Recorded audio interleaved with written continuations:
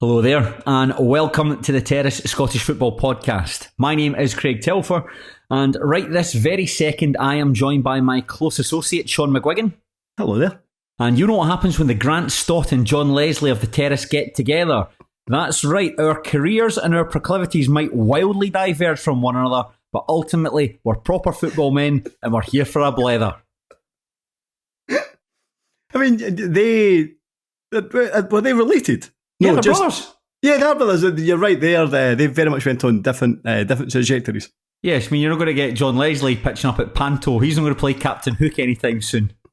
Even though it was a long time ago, it still feels too much to allow him back into play Captain Hook. You're right. He works in property now, according to Wikipedia. I'm not entirely sure how old the article is, but certainly at least it's a bit more up to date than what Abby Titmus is doing these days. I think her most recently, by 2015, she fancied a crack at acting in Hollywood, changed her name to Abigail Evelyn. What do you think? What do you think he does in property? Own it, clean it. Could mean anything really, couldn't it? It's quite vague. I'm going to assume that he buys them, flips them, and sells them for profit. Yeah. But that could really be anything. I remember there was a guy who it's popped in my head here. There was a guy who, remember his Facebook page was like working in management for Sky, and it turned out he was just like the manager of a call centre that was outsourced by Sky to handle their calls. So yes, technically, but that's the management in Sky sounds like you're in charge of the channels. You're the one that sacked Richard Keys and Andy Gray. You know?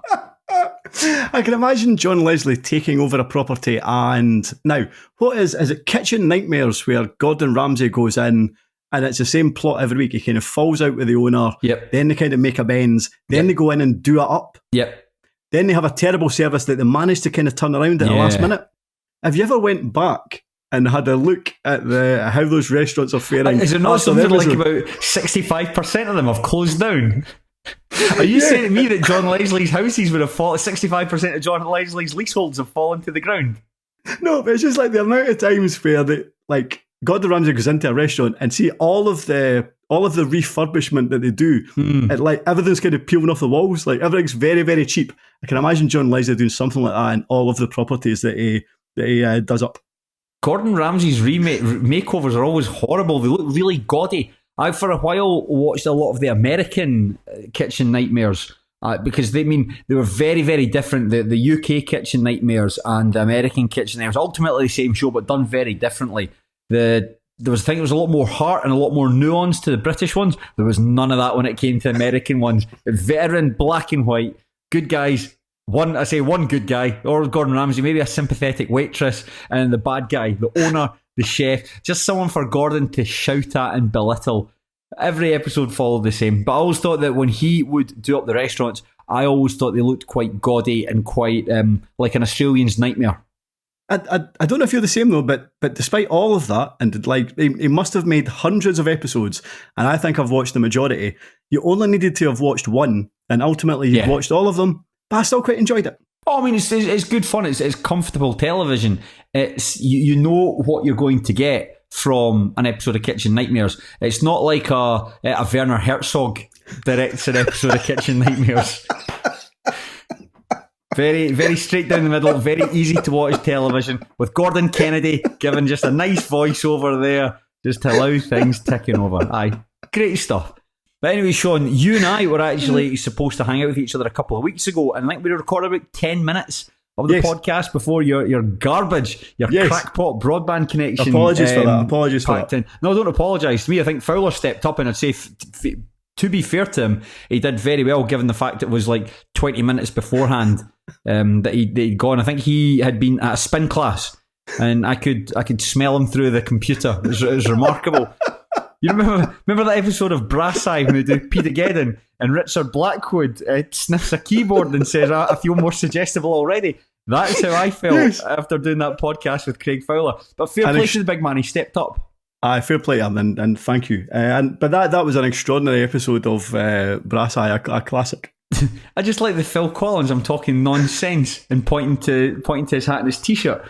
Was it Gary Lineker that said paedophiles have more in common with crabs? There's no science to prove it. There's nothing to prove it, but it is scientific fact. always remember there was a bit where they just had a map of Britain in the background on a big TV, I'm sure, and then it said the British Isles. Yeah. But then the word British Isles morphed into paedophiles, and then like what appeared to be a nonce's face just appeared on the map of Britain. There's a man in Sheffield who's pretending to be a school.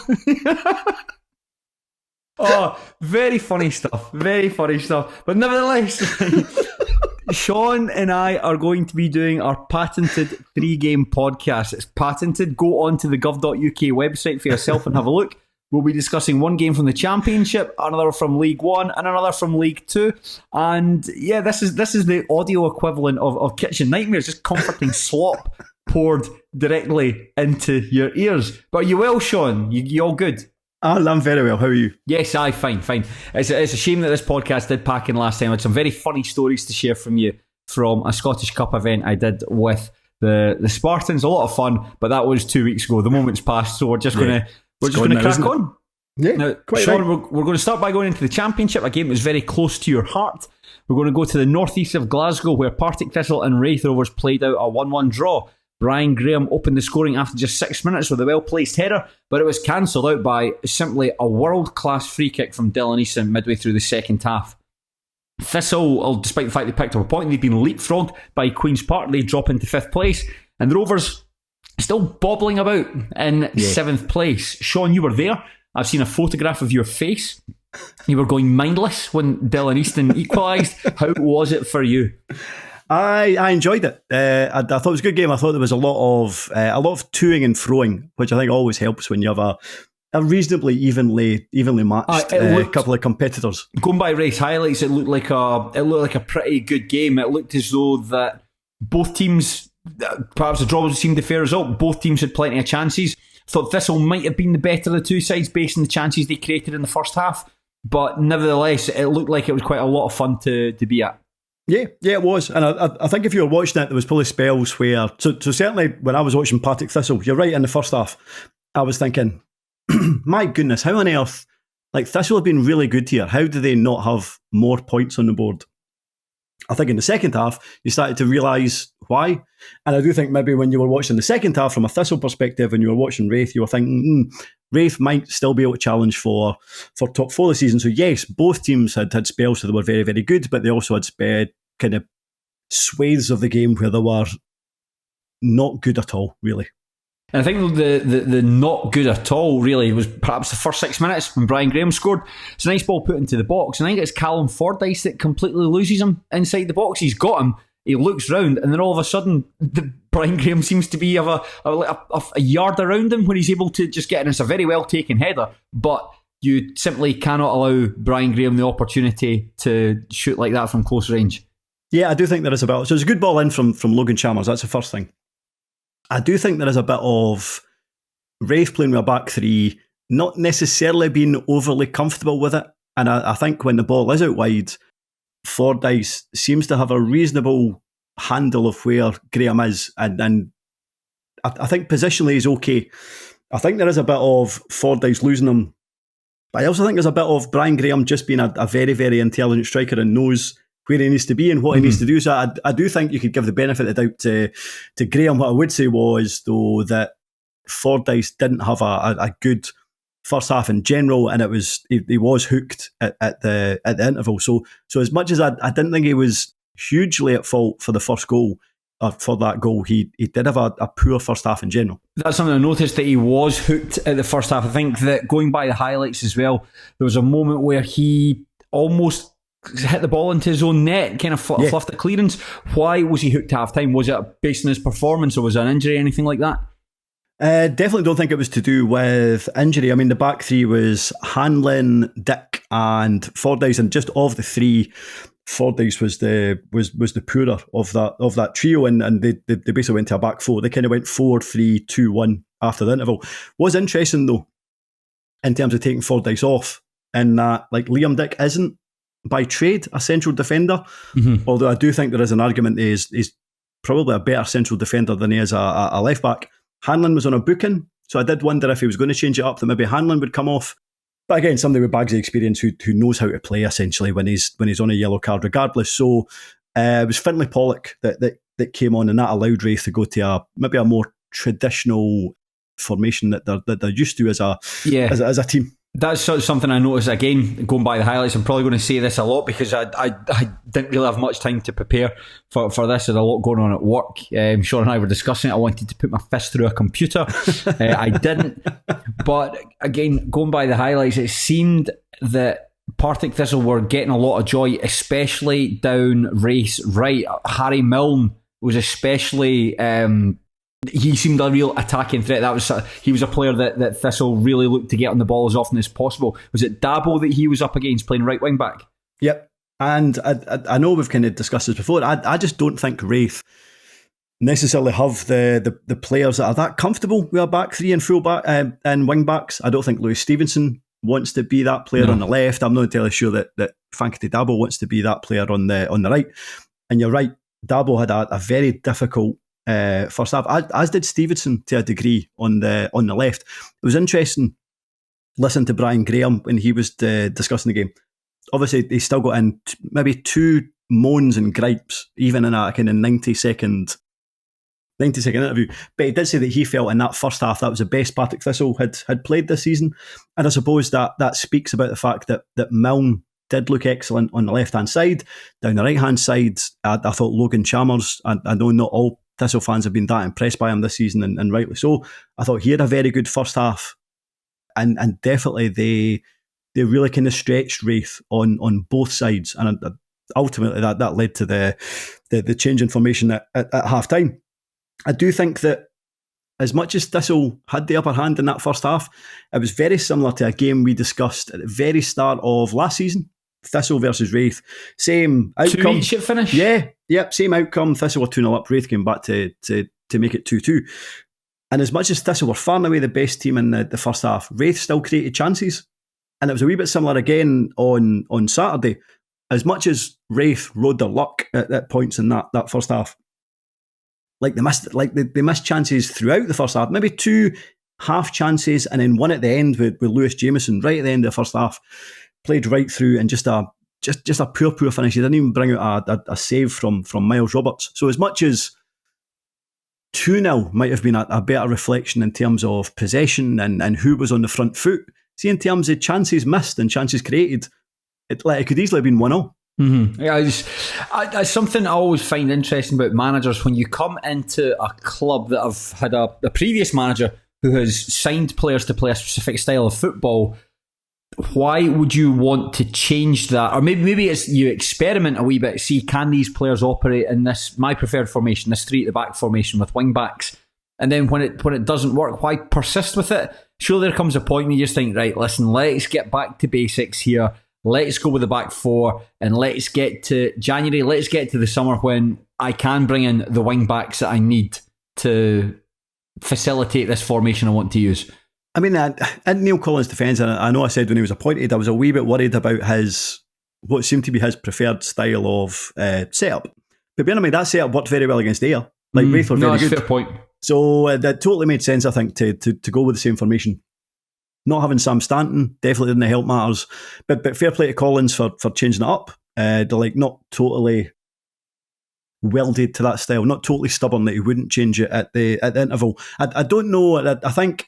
I maybe did think it at the time, but I think watching the highlights back, funnily enough, a day or two later, as much as that change at halftime helped matters, I actually think it was the substitutions after about an hour that really kind of pushed Raith on. Because actually for the first 10 minutes of the second half, it stemmed Thistle's flow without Raith Rovers actually creating anything. Mm-hmm. But as soon as he made those changes after an hour, that's when Raith started to get on top. That's when they equalised. And actually, after they equalised, I felt there was only going to be one winner. But it might have been more those substitutions after on the hour mark. Yeah, it was Sean Byrne and Jack Hamilton came off, and it was Ross Matthews and Lewis Gibson that came on. What did they provide the team that they didn't have previously? So I'll be honest, I was raging when I was on it. Absolutely raging when he made that change. I was like, I cannot believe he's taking off Jack Hamilton. I'm a big Jack Hamilton fan. I really am. And bear in mind, he was leading the line at that point. And to be fair, not much was coming off for him. I do fully appreciate that. But I'm not a huge fan of Jameson kind of leading the line. So what happened was Pollock had already come on, so he was on one side. Gibson came on to the opposite side, and Jameson, who had been out wide, was now leading the line. But this is why Neil Collins gets paid the big bucks and is a manager, and I'm sitting in my bedroom discussing him. What you now had at this point was a trio of Wraith forward-minded players who are all quick. And up until this point, you had two Partick Thistle centre-halves in Daniel O'Reilly and Lee Ashcroft.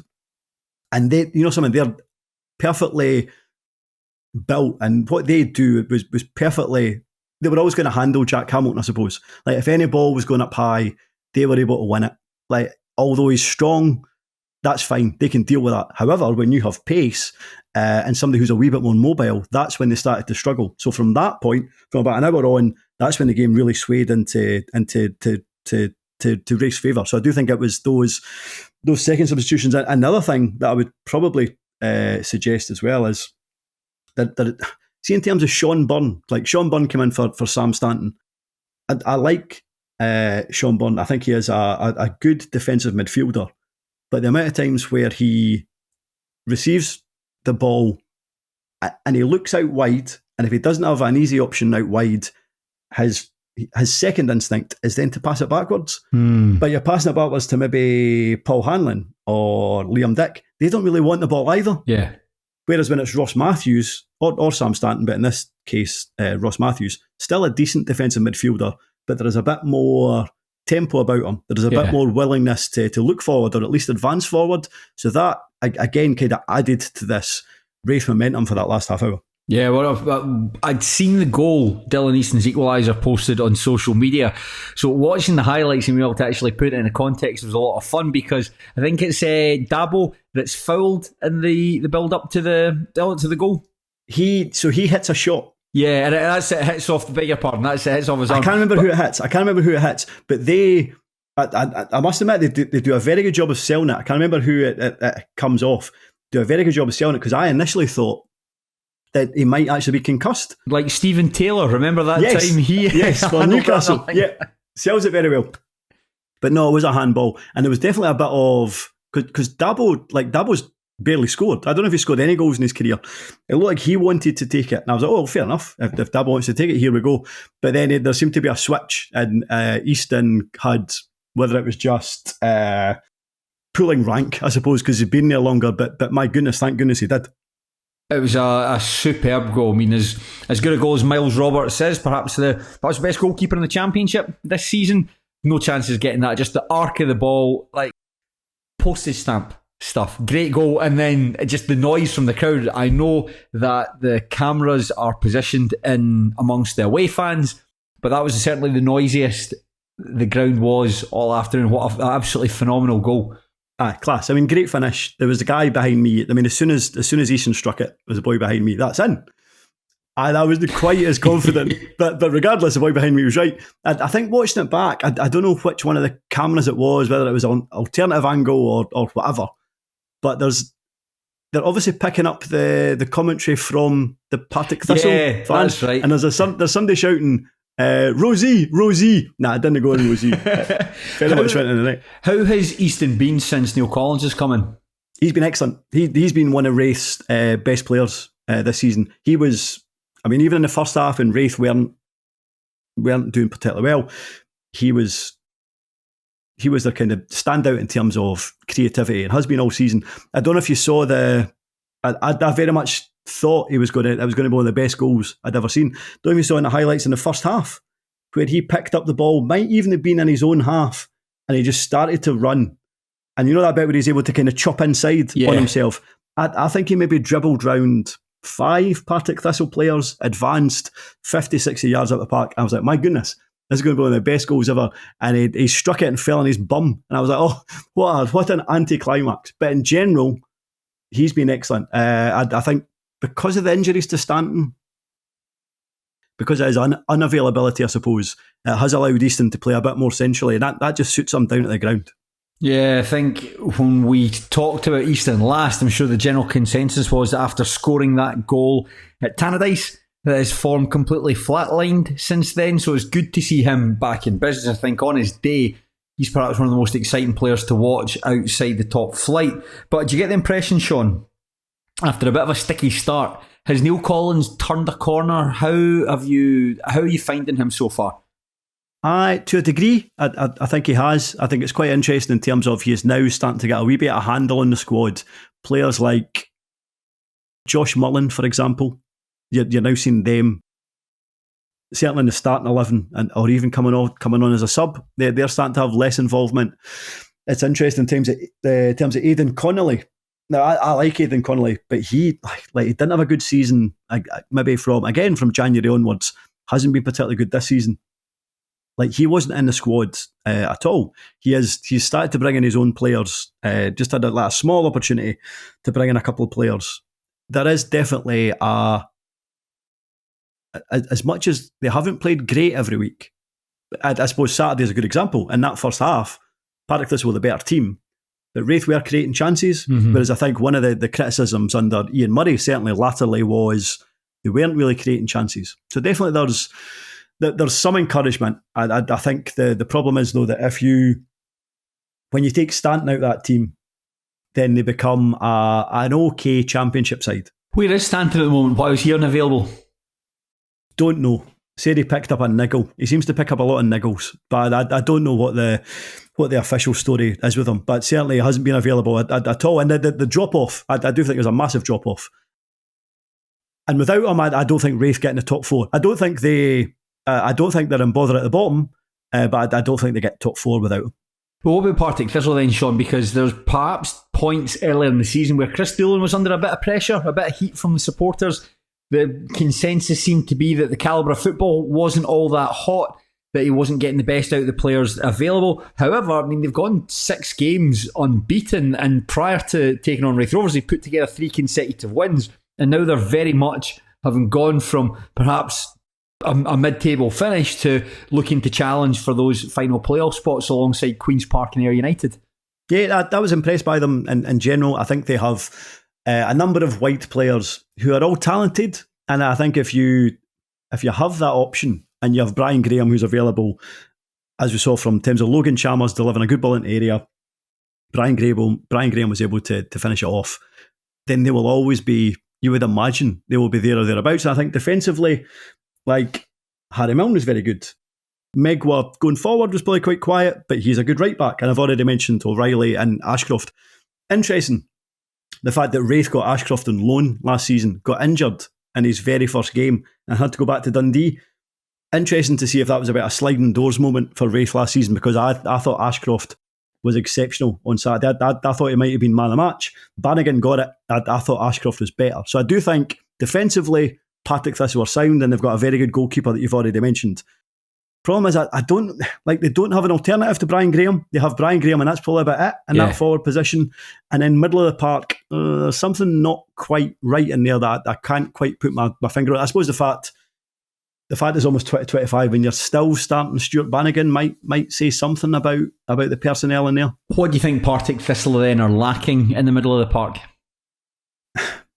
It's funny because Kyle Turner should be ideal for in there, but similar to when he joined Wraith last season, it isn't quite working. So if you can find, and I know I've said this before, if you can find a forward who is happy to play second fiddle to Brian Graham and maybe just play 20 minutes on a Saturday, that's good. I mean, they had it last season, and that worked out pretty well. They don't have it at this moment in time, and there's something not quite right in the middle of the park. Solve that, and I would expect them to finish top 4. It's such a difficult thing, though, when your team predominantly plays a 4-2-3-1 formation, and your number 9, your centre forward, is vital to the way that team plays. It's very difficult for a manager to try and convince someone to come into the club and act as an alternative, because really, when the team's doing well, there's no need to change things.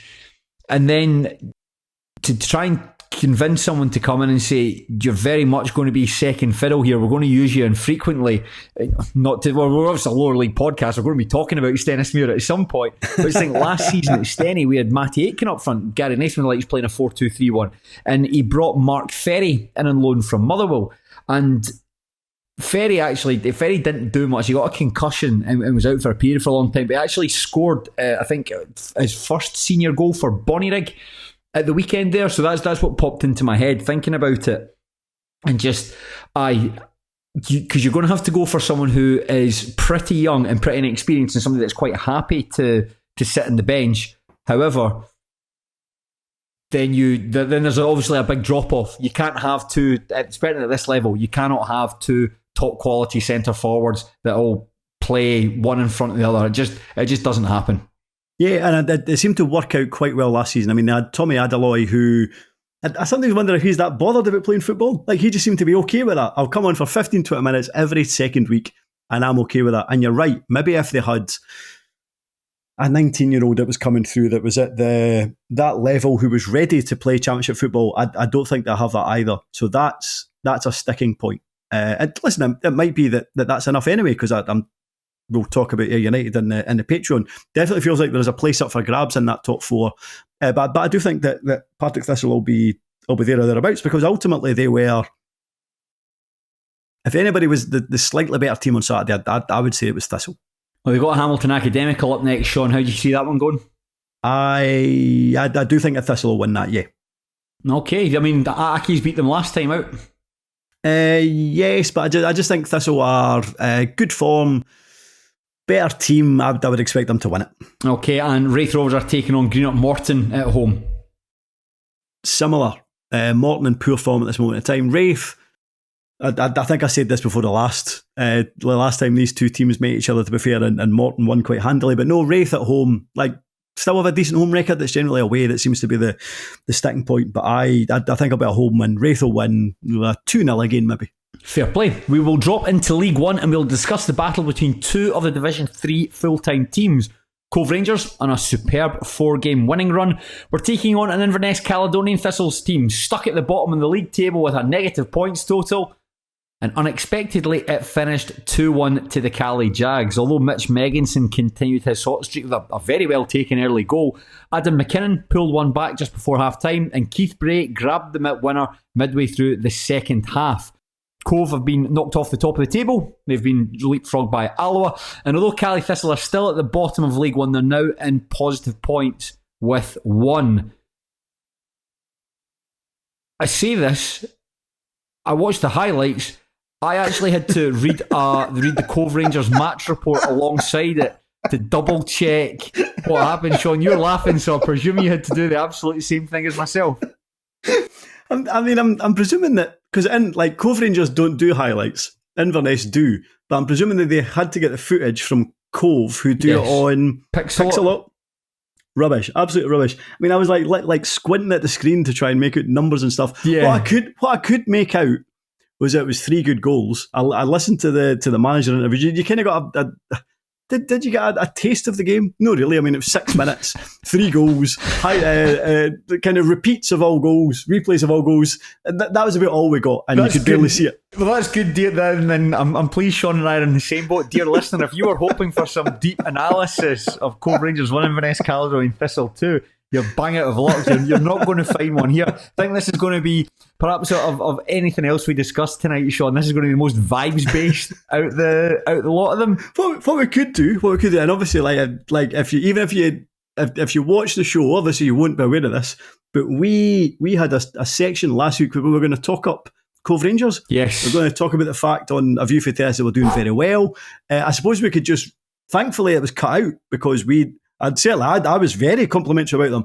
Then they ended up getting beat. So I suppose we could regurgitate that, but just add on a bit at the end. I'll say that as well. I mean, fair play to our director, Neil Sargent, and the producer, Mark Lacey, because alongside talking about how great Cove Rangers are, we also said a bit about how shit the Spartans are. They went 1-3-0 at the weekend. So they really saved our backsides. Because there's not... it happens quite... I mean, I need to see the number of times it happens.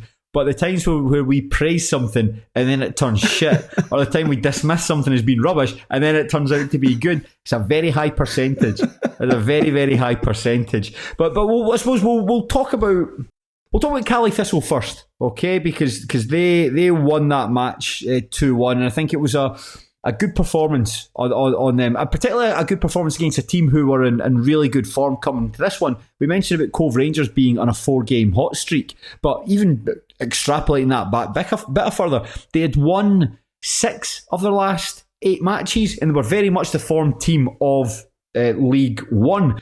And I suppose for Caledonian Thistle to go there and to turn them over, I'm not sure how convincing it was, but nevertheless, it's a really good result, particularly with young guys like Adam McKinnon, Keith Bray getting the goals, players who were perhaps a bit, Duncan Ferguson, the previous manager, was a bit dismissive of. Good to see them scoring. I certainly think the fans will be happy with that. And I really like listening to Scott Kelleher, the interim manager's post-match interview. Yeah, not much in terms of insight from him, but it just seemed like over the moon with the result, and really happy with the players, happy with his coaches, and just really delighted with the support. And I suppose that, we've got 2/3 of the season left to go. They're really going to need to pull on that positivity just to try and catch up with like Annan and Dumbarton above them. No, you're absolutely right. I don't know if you noticed as well how far he advanced onto the park when they scored their second goal. Yes, I did. It was miles out the park. It was really good. No, you're right. They seemed positive and upbeat. And I suppose Duncan Ferguson was positive and upbeat, but he didn't play a positive and upbeat style of football. Did you notice that every time Duncan Ferguson would be asked a question, he would answer it and finish the answer with, "Isn't it?" Or "Didn't we?" Absolutely. "We played really well today, didn't we?" It's a real shame that there's deduction, isn't it? Like, who was interviewing who?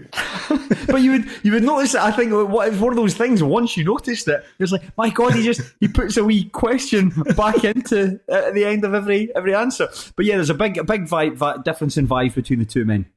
You're right, and there's probably like a spine of a good League One team still at Inverness,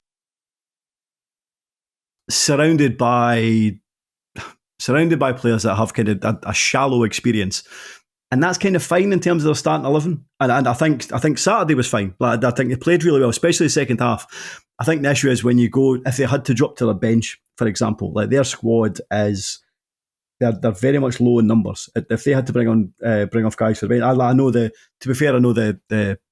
second goal was scored by Keith Bray. Did he come off the bench, or did McKinnon? Did they both start the game? I couldn't tell you. They might have started. They might have both started the game, to be fair. But I do think they have a very shallow squad, which isn't going to help matters. If they're in a position to bring in players in January, then maybe. But I think what was key on Saturday was just getting to positive points. 100%. Yeah, I was going to come on and say that. And it puts a wee bit of fear in teams like Annan and Dumbarton, who are struggling to get wins together, and suddenly they must have took a huge amount of delighted, I suppose, to see Inverness have that deduction. But suddenly there's not a huge amount of space between them if Inverness can put a run together. 100%. I completely agree with you. It's perception, isn't it?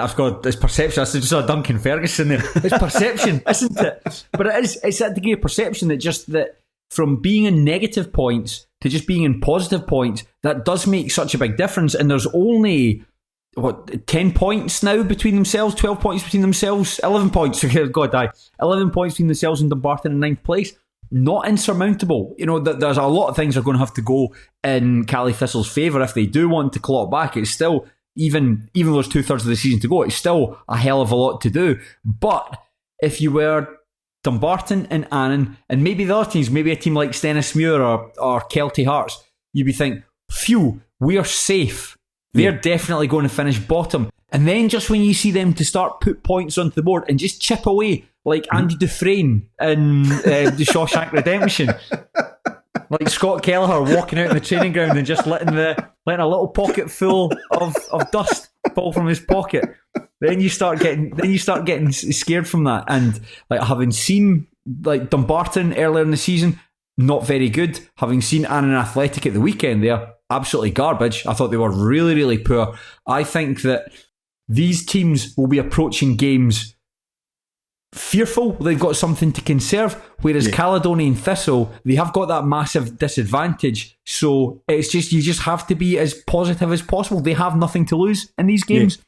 Talking about that, sorry, I was going to say, talking about positivity as well. I don't know if you watched the interview with Moussa Dibaga, the goalkeeper that saved the penalty. Which of course, if you mentioned that, I didn't even mention that.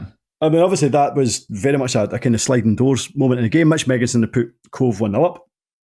Cove then, they got a penalty, impossible to see what the foul was, who was fouled, who committed the foul. I have no idea. I had to read. It's apparently Charlie Gilmore fouled Megginson. Right, well, there you go. That's all I know. There you go. So Debaga dived to his right, kind of saved it with his feet. But I think from that moment on, it just gave an encouragement to Inverness, and then got the equaliser before half time. And then the second half, they appeared to be the dominant side. But the interview afterwards, he was talking about the fact that he said that, like, when he was facing the penalty, God had basically told him that he was going to save it. And I just always think, I mean, listen, if you have faith, that probably must be like a very, very reassuring thing. That you have this kind of greater power, I suppose. I suppose I just struggle to believe that God is up there saying, right, under no circumstances am I having Paul Hartley's Cove Rangers go 2-0 up against Inverness here, and is somehow bestowing superpowers on Debaga to pull up the stop. But fair play to him. I just like the idea of all the people at that precise moment praying to God, must be in the millions. He has chosen to bestow his fortune upon Debaga and stop him from stop Megginson's penalty from getting in. But to be fair to Debaga, like, that's the second penalty he's, unless someone can correct me, I think that's the second penalty he saved this season. When Stenny played Cali Thistle up in the Highlands, he saved a penalty early doors from Matty Yates. A really good penalty save as well. Dived. Matty Yates had hit it hard, hit it low, hit it into the corner.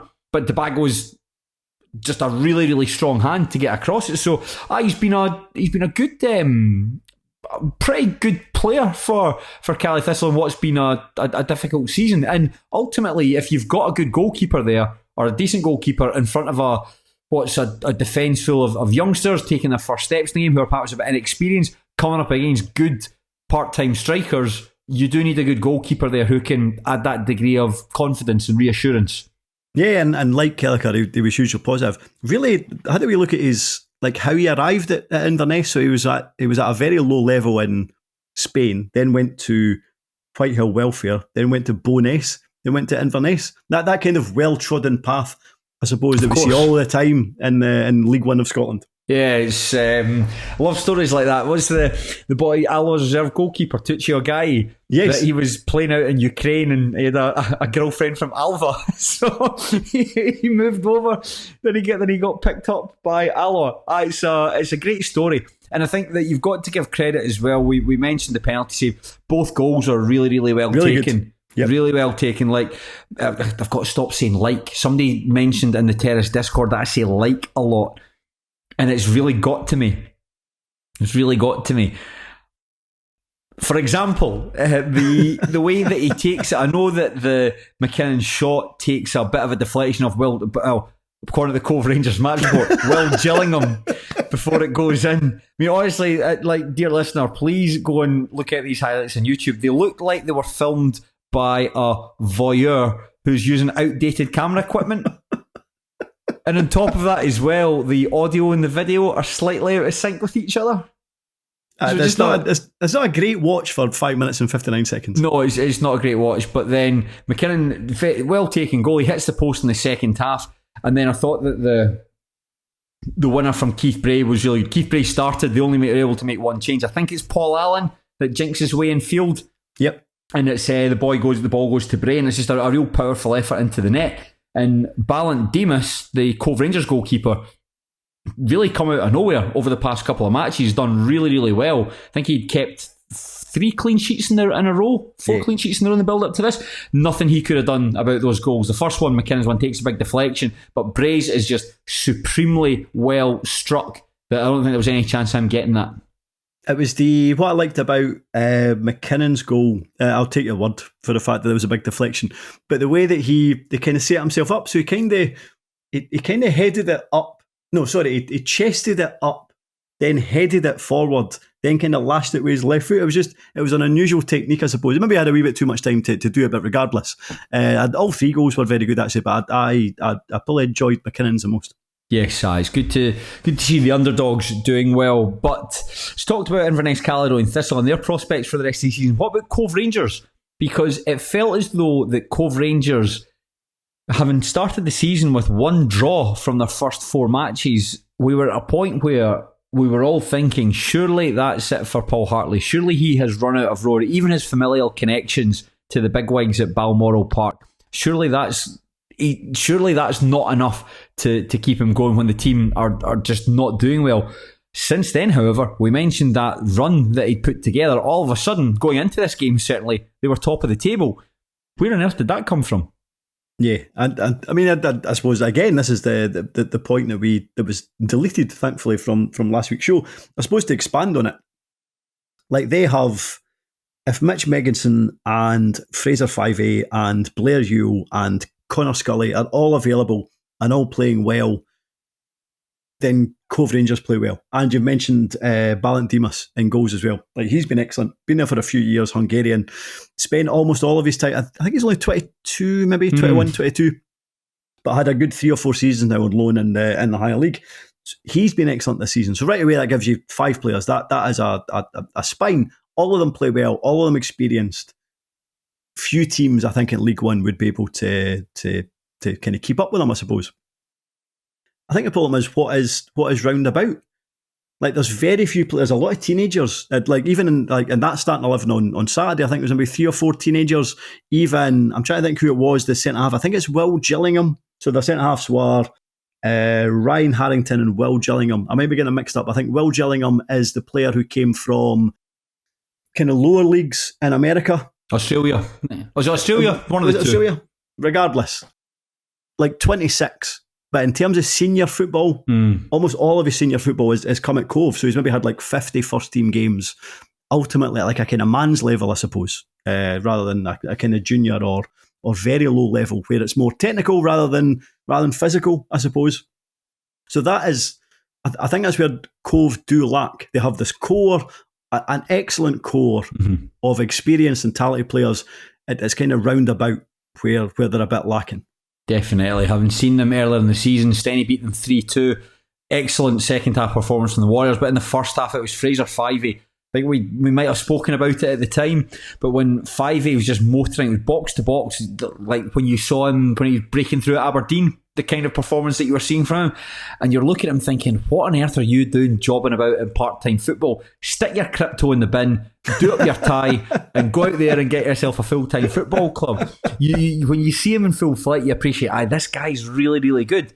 But then he faded out the game, and when he fades out the game, I'm going to assume he's perhaps one of their better paid players. There's a lot of responsibility in him to not fall out of games, but there's no one really around him to pick up the slack.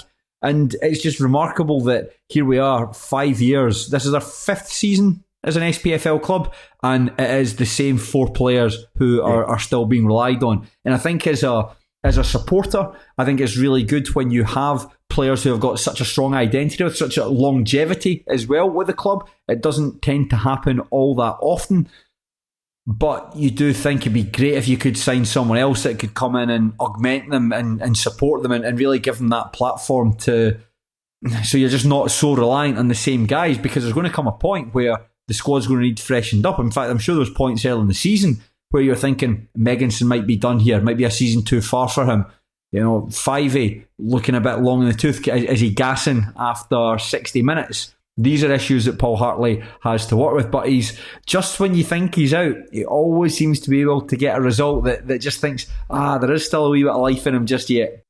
I suppose that like all the players that we've mentioned, you would imagine that they're on pretty good money. Like, I know Cove are full time, but they want pretty good money for a League One side that essentially has a very low support. So I suppose at that point you then have to deal with the fact that you maybe don't have a massive budget in general. So you maybe have to pad out the squad based on the budget that you have and geography as well. Mm-hmm. Like in terms of like who will sign for Cove based on where they are and the division that they're in and the budget that they have. So it's not a criticism as such, but it is very much a hindrance in terms of what Cove want to achieve this season. And like looking at the starting 11 last week and that run that we're on and who else is in League One, because it's not a strong League One. I thought, something, maybe Cove do have the strongest squad in the division, but it's just a mental third tier.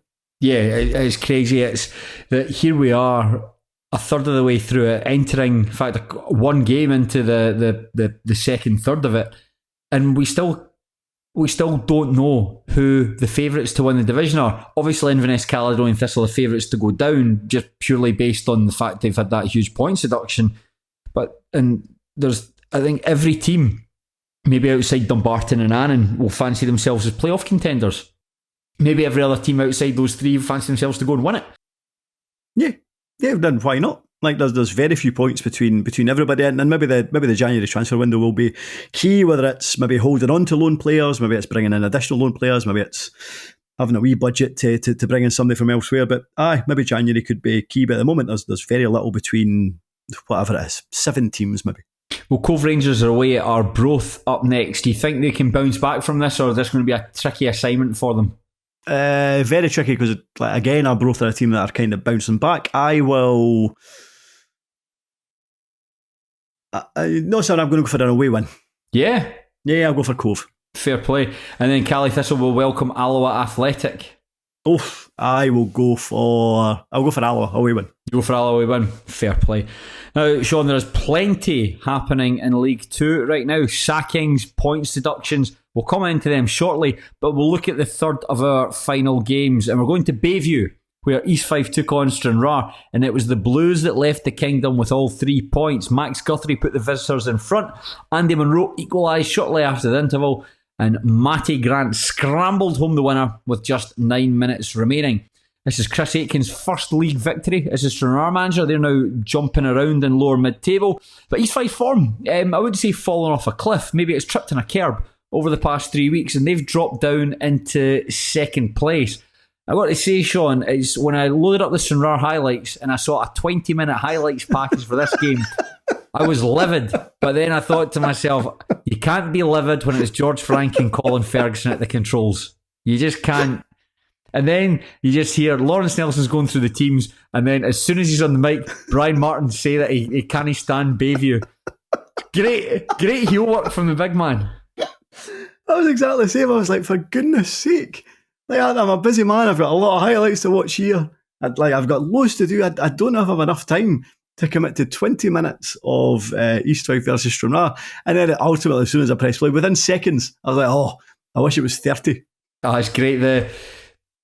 The drone camera that's going up over Bayview, incredible. It's superb, and every time we talk about Stranraer, you're compelled to say it, but we're compelled to say it because it really is so good. The highlights that the guys produce there are always excellent, and this looked like a pretty good game of football. I think if a 20 minutes highlights package, you do get a fair degree. I mean, these are the polar opposite of the Cove Rangers Cali Thistle game. I had no idea what happened in this match, but I think for this one, East Fife were perhaps down on the luck with injuries. Nathan Austin went off with a shoulder injury. He's going to be out for a couple of weeks after that.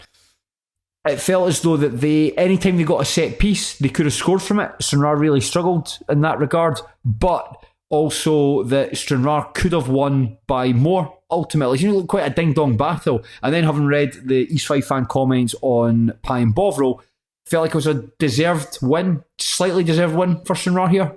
Yeah, I think Stranraer looked like they were the better team in the first half, albeit like Robbie Much had a really good save from Jack Keeley. I think I was before it went. I think it was 0-0 at that point. So Stranraer upper hand in the first half, but then the second half, East Fife were the better team, but probably by more than Stranraer were better in the first half, if that makes sense. And as much as Stranraer's goal might have been a wee bit against the run of play at that moment in time, with 10 minutes to go, I think after that, Stranraer looked likelier to extend their lead than East Fife were to get an equaliser. It was interesting what you said about the injuries, and you're right. So Nathan Austin went off. I think Ian Campbell said his shoulder might have came out afterwards. It's took me a few weeks or maybe it's taken me about a week actually to discover exactly what happened to Alan Troughton. Were you already aware of this? I've spoken to you about it. He came off the bench there, and I presumed that if he wasn't starting, it was because he was perhaps coming back from injury. So I saw a comment on Pie and Bovril about him almost dying when he went to the dentist. And I'd literally read nothing about it, and I'd kind of Googled it. I couldn't see any news story about it. And I don't know how I found it, but literally I stumbled over it about 20 minutes before we started recording. And it's on his, it was on Alan Troughton's Facebook. His Facebook? So, yeah. So basically he went to a dentist apparently for kind of routine dental surgery at end of October. And he said that he, basically for an hour, his mouth was bleeding like a tap, is how he described it. And he said he lost 4 pints of blood. Fucking hell! And they were worried that he was going to make it through. So that's how he's not played for the last few games. But I have not read that anywhere.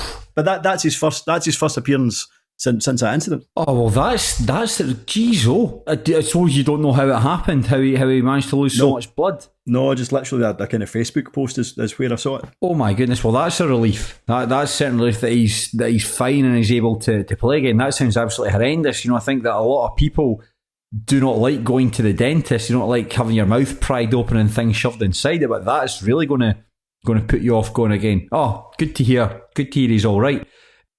To try and bring a bit of levity back into the situation. No, it's okay. It's okay. Darren Lang looks like Bobby Beale from EastEnders. Now, I don't watch EastEnders, but I will Google Bobby Beale after the show. No, could you do it just now, Shaughan? Could you do it just now? This is going to be terrible audio, but I'm asking Shaughan to Google Bobby Beale in one tab and then Darren Lang in another tab. They look Bobby identical Beale to one another. Oh yeah, he does. He does. Yeah, you're absolutely right. Yeah, you're right. You're right. Fair play. And it was Darren Lang. That's a good segue because it was Darren Lang who set up the first goal. It was a long ball over the top. And you got to say, not great from Stuart Murdoch here, the fact that Bobby Beale was able to nudge him and effectively put him on his arse. And he has a shot. Liam McFarlane saves it, but there's Max Guthrie on a hand to scoop the rebound, or steer the rebound into the net. And if Darren Lang looks like Bobby Beale, Max Guthrie's a very handsome young man. Very really like his cheekbones, just a very angular, a very handsome young man. Fair play to him. Yes, and then I suppose the other key thing that happened just before East Fife equalised. No, it wasn't. Beg your pardon, East Fife equalised at the start of the second half. In the first half, Rhys Peggy's booking, really bad tackle on Grant Gallagher. Do you think he could have walked for that? I thought so. I thought it could have been a red eye. It was really poor. Yeah, it did. It looked like really aggressive, over the ball, studs up. I think he was quite fortunate to get away with a booking. Yeah. The other comment to make about that, I listened to the second. Yes, it was the second half because he came on as a substitute. Adam Lareth looked excellent. Every time we speak about East Fife, and I know it's highlights and there's a big difference between watching highlights to somebody actually doing it over the course of a game. Anytime we talk about East Fife, Adam Lareth is someone we're always bigging up. He looked like a real bright spark. I mean, Andy Munro did say after the game that basically the entire team got, I think he said rollicking rather than bollocking. So I do think the entire team got about a G up at halftime. But again, you're right. Anytime we mention Lareth, he seems to be like really creative and just at the hub of a lot of what East Fife do. Mm-hmm. I need to go back and see how many games he starts and how many games he comes on a sub, but it always feels like he is it feels like he fills that super sub role. He's quite an expressive player, always quite fun to watch him on the ball because you think something's going to happen here. He's either going to beat two men and put a cross in, or he's going to lose the ball in a dangerous area and the team are going to be exposed on the counter-attack. I suppose if we're watching him in highlights, then the chances are he is going to do something good. So maybe when you watch him for a full game or a full second half, it's maybe not quite as successful. But yeah, you're right. In the highlights, he's always creating something. Now, we mentioned Stranraer's vulnerability from set pieces. That feels like an issue that's dogged them for a long time now. And you could see that with the goal. When I saw Andy Munro score, I think that most people imagined how the goal would have gone. Basically, it's a corner kick into the box. And there he's here, just like bullies Chris McQueen out of the way. And it's a pretty straightforward header. And going by these highlights, it seemed as though any time East Fife had a set piece, a free kick, corner, whatever, Stranraer found it really heavy going to try and deal with it, like winning the first balls, winning the second balls, clearing the lines, getting up and trying to keep possession further up the park. And I think that perhaps bigger teams, like Bonnyrigg for instance, you could imagine them giving Stranraer an absolute doing because of they're just bigger and stronger than them. Yeah, I mean, whether the issue is height, whether it's organisation, whether it's strength, I'm not entirely sure. But there's definitely you're definitely correct in terms of the point that you make. Yeah, I'm just looking up whether or not Stranraer have beaten Bonnyrigg. Yeah, they've met each other the one season, a win apiece. They played each other twice already, and they play each other this weekend. So we'll put that to the test. Whether or not Bonnyrigg can shove Stranraer around, we'll find out. But I tell you, who did get shoved around is perhaps one of the most bits. When I saw this on the highlights, I was like, "Oh, come on, mate, up you get." Monroe. Not Monroe, Conor McManus. It was McManus that hit the deck, wasn't it? Oh, it's a ball's pumped into the channel. Ryan Edgar goes up for it alongside McManus, and McManus just keels over. I think he's looking for a foul there. It was never a foul in a million years. The ball was there to be contested. Edgar goes in and goal. His shot hits off the post, and there's Matty Grant following up from close range to smash home. One of the things I really liked about this is that Stranraer clipped up the goal and just put it onto YouTube. But it's put onto YouTube using a 360 degree camera, so you can watch from behind the goals. You can tweak the camera around. You can watch Edgar making the run in, and you can spin the camera around to see Grant putting the ball away, and then you can follow Grant as he runs and celebrates. He runs into the stand. Yeah, he runs into the stand, doesn't he? Like, he runs into the stand. It's there's no other club in Scottish football, maybe not Scottish football, but certainly the lower leagues anyway, any of the games that we cover, that have the technology like that if you want to see Matty Grant's goal in 360 degrees, you want to spin around and watch the wall behind you and listen to shouts from the back of the goal, you have got the option to do that. No other team is offering that. Dude, so because I am very much of this opinion that when McManus hit the deck, he pretended he was hurt. Yes. Like, is that what you... but I don't know what happened after. I mean, I presume he was able to continue. I'm going to assume so. Yeah, that was. I thought it was just like really just pathetic that I've made a mistake. I'm going to pretend I've been fouled, and hopefully they'll bring it back. And obviously that didn't happen. Do you know something? If you lose the ball like that, you get shouldered out the ball from a smaller man. Up you get and get on with it. Go and try get back into the box. Try and help your mates. And stop the cross coming in. Just really poor stuff. I mean, I'm not saying that McManus cost them the game, because ultimately he was barged out of it. But yeah, I think he'd probably feel quite embarrassed watching that back. And then Stranraer actually could have scored a couple more. At the end, there's Edgar as Darren Lang puts a great ball in from out right wide, and Edgar puts it past the post. Lang hit the top of the bar with a lob shortly afterwards. So I think this is quite an entertaining game, and it's good to see Stranraer up and running in the league under Aitken. Obviously, they had that astonishing Scottish Cup second round tie against Threave Rovers, perhaps the game of the season so far, but that hasn't quite translated into league form. You'd hope that going to East Fife and beating one of the best teams in the division, that is the thing that gives you the springboard to go on. Yeah, I mean, he did mention after the game, Chris Aitken, that I think he said that he's now been in charge for 6 weeks, or maybe 5 weeks. But he's only had one home game in that time, so he basically is looking forward to going back to Stair Park and hopefully making that a bit of a fortress.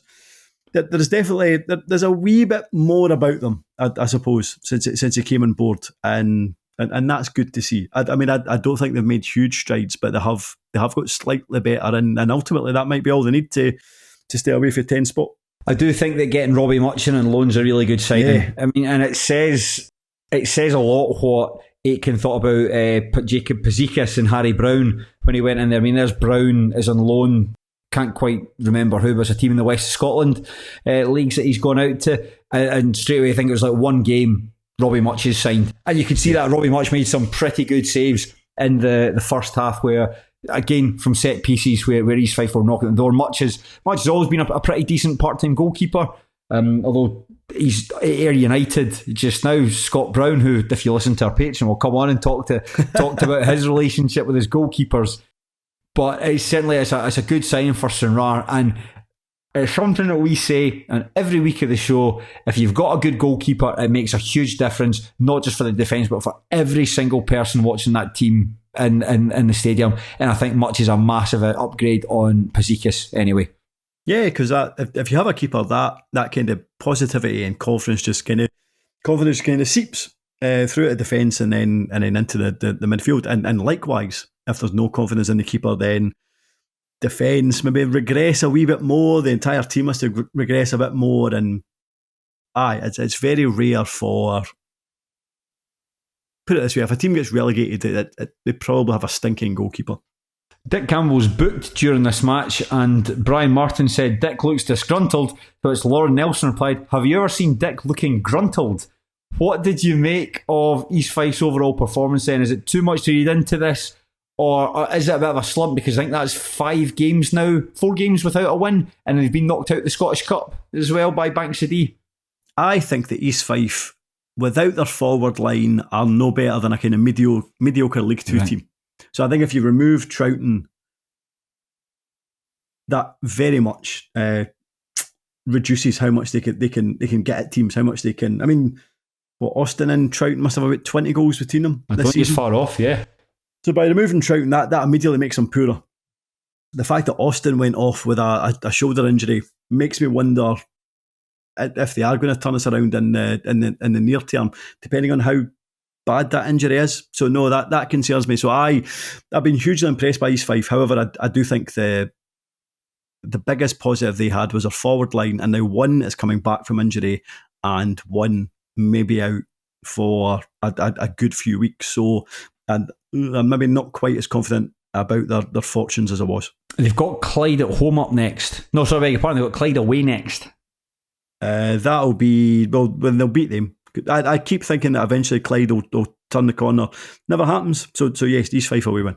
Yeah, and Stranraer are taking on Bonnyrigg, and that leads us very nicely on to probably the biggest news to have come out of the SPFL this week. And we're finishing the show, we're wrapping up the show with it. But Bonnyrigg have been deducted 6 points by the SPFL after failing to address the slope on their pitch, going by a statement that was put on the SPFL website on Tuesday evening.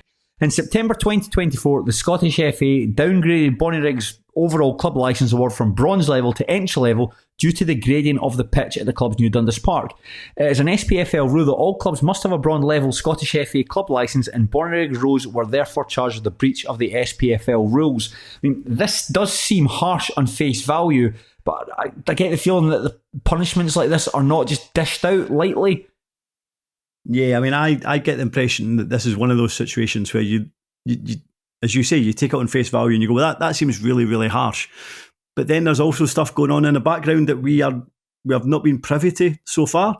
It'll be interesting to see Bonnyrigg's response to this as we record this on Wednesday evening. You say that, Shaughan, like Bonnyrigg have just put up club statement to follow shortly, and that was 24 hours ago. We haven't seen anything from Bonnyrigg responding to it. To me, that suggests that they have known about it and it hasn't been addressed, because it's the sort of thing that we're going to appeal this. We've put X, Y, and Z in place and we want to appeal it. And the fact that hasn't been the case, it suggests that something's untoward. I know the club are going through a bit of a difficult period at the moment. Their chairman passed away at the start of November, and obviously that's terrible for him and his family and his friends that were associated with the club. And maybe there's a bit of a void in communications where this is going out. But they did tweet about the upcoming match against Stranraer.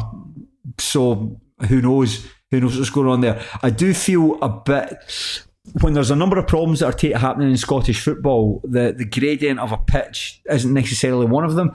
But someone pointed out on Pie and Bovril, like they talked about when Queen's Park were expelled from the Scottish Cup for fielding an ineligible player. It was Ewan Henderson was an ineligible player a couple of years ago when Caledonian Thistle got the run to the Cup, and Queen's Park fans weren't having a go at Rangers or the failure to punish Rangers supporters for sectarian singing. So this falls under that bracket. If Bonnyrigg have had fair warning that you do need to get out of the pitch, and I know it's an expensive process, and I know it's perhaps not necessarily fair, because it does feel like pulling up the drawbridge a little bit. You put these really restrictive licensing requirements in place. It makes it very difficult for clubs to meet them, but nevertheless they do have to be met. And so I do have sympathy for the club, because 6 points does seem quite harsh, but at the same token I don't think it would have been given out lightly.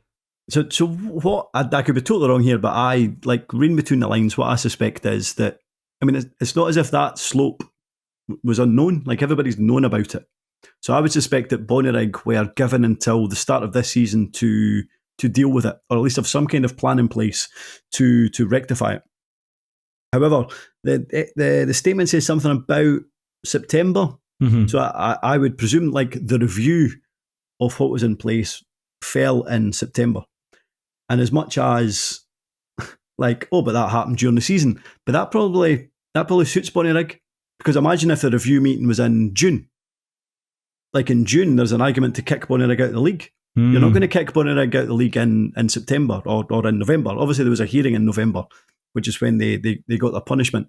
But I do think that Bonnyrigg probably had until the start of this season to fix the gradient on their park, and probably informed the SPFL that there was moves afoot and there was plans to adequately change whatever they needed to change, and that hasn't happened. And then at the review meeting in September, they had to admit that has not occurred, and at that point you then moved to a disciplinary meeting. So Bonnyrigg probably knew what was coming down the line, but were willing to take the punishment, whether it was a fine, whether it was a kind of points deduction, but they knew they weren't going to get kicked out of the league. So what they now have is 6 months, an additional 6 months or 7 months or whatever it is, to come up with a plan to level this pitch. Yeah, I saw that, again, going Pie and Bovril, people were saying, it's given them a massive advantage. And someone, I think it was yourself, had said that you've done your homework. And over the past, this is Bonnyrigg's third season in the SPFL. In the past 2 seasons, they finished, just based on home form, bottom of the table on the past 2 seasons for home form. So it's not as if they've had any advantage whatsoever by it. And I know there's bigger things to worry about than the gradient on someone's pitch, but you come into you're in the SPFL. There does have to be a certain standard that has to be maintained, and there isn't anything else like it in the divisions. And yes, that's part of the fun thing about going to Inverness Park, is that it's something completely different to what you're likely to get anywhere else in out the 42 teams.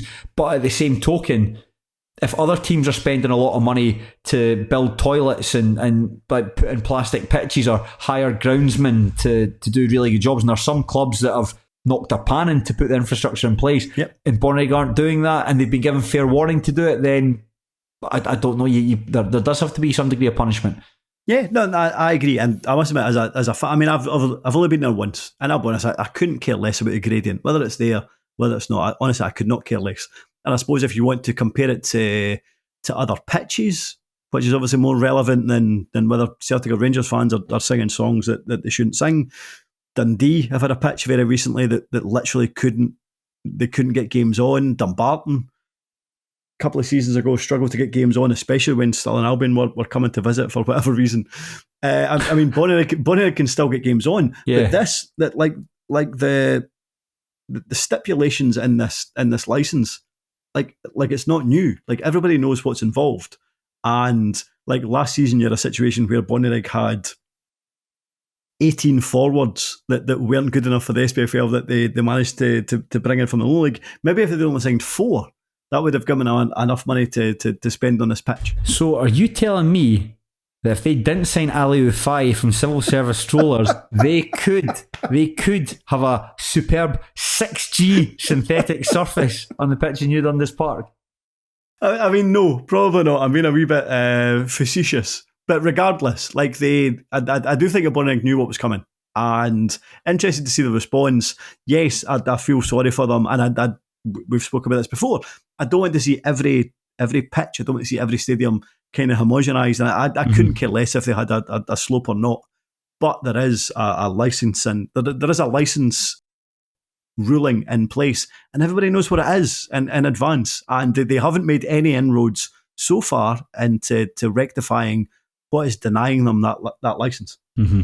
Yeah, yes. And Shaughan, we'll finish up the show. I think this was the game that we wanted to cover for League 2, but for whatever reason, there's just no highlights. I think it's a bit of an issue that I think going forward is going to be Stranraer games we're going to cover because they get their highlights out on time. I think that's it. When it comes, we can do all of the Championship, some of League One and Stranraer. That's how we're going to do this podcast going forward. Like the standard of clubs that get their highlights out in a timely fashion, it's actually, I think it's gone backwards this season. No, you're right. It has, even since COVID. I mean, I know we used to criticise Pix a lot, but at least we could watch those terrible highlights week in, week out. Definitely. I mean, I gave more money. I saw Queen of the South play more than I saw my own parents during that period.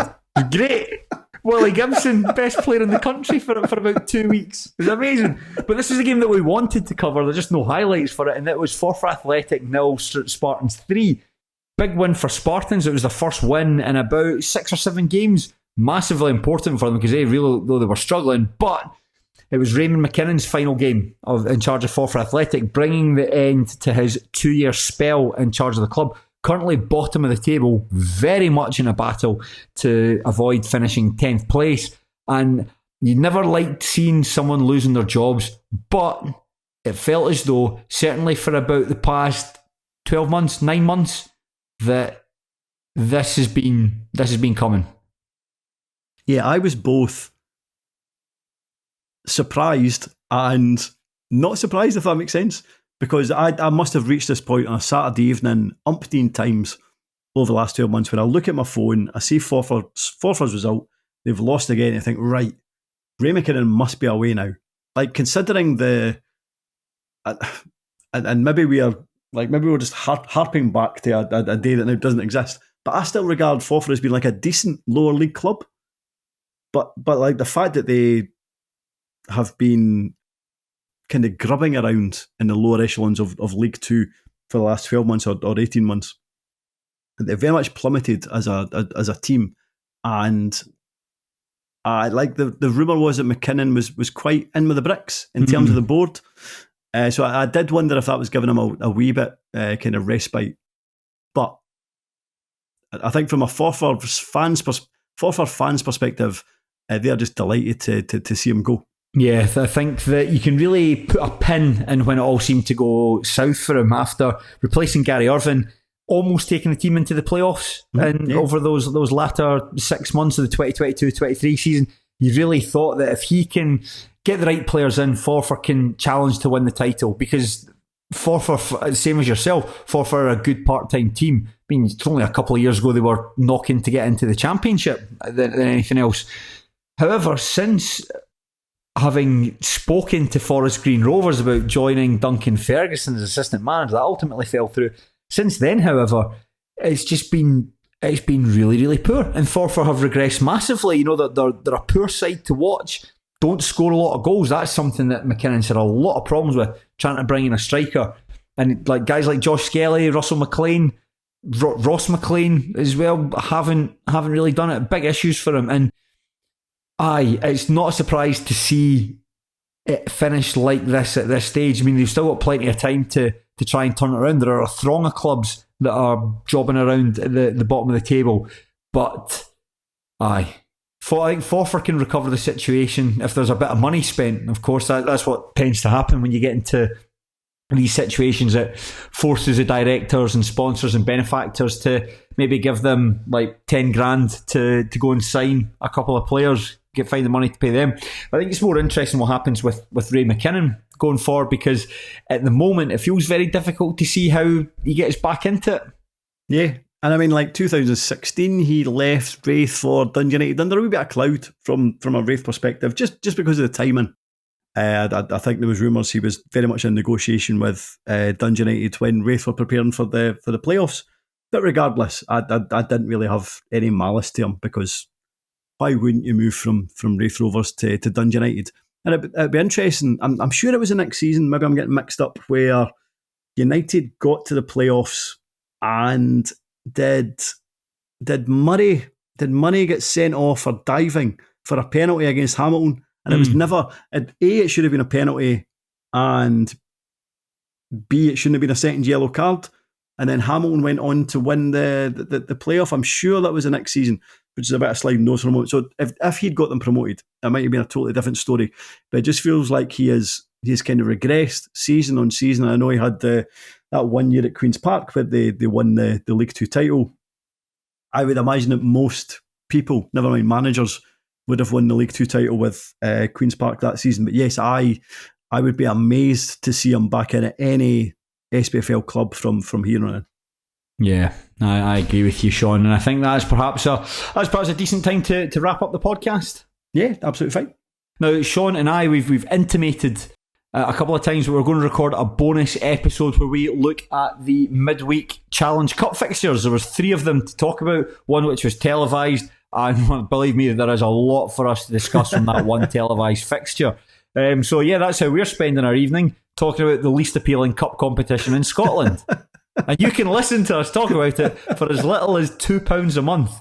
For as little as £2, you can get access to hours of supreme audio content. Lots happening this weekend. You've got the Scotland game on the Friday. Scotland playing wins next game Tuesday. Friday, Tuesday, and there's plenty of lower league fixtures. So, unlike John Leslie in general,